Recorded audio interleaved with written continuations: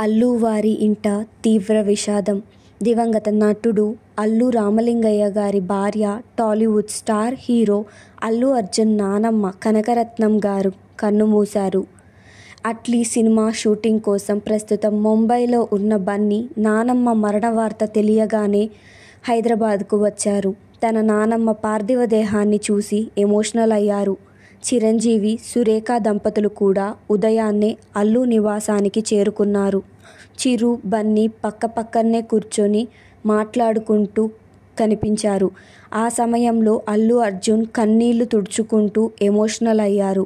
దీనికి సంబంధించిన వీడియో ప్రస్తుతం సోషల్ మీడియాలో వైరల్ అవుతుంది. మెగా ఫ్యాన్స్ మరియు అల్లు ఫ్యాన్స్ జరిగిన దానికి బాధపడుతూ బీ స్ట్రాంగ్ అంటూ కామెంట్స్ చేస్తున్నారు.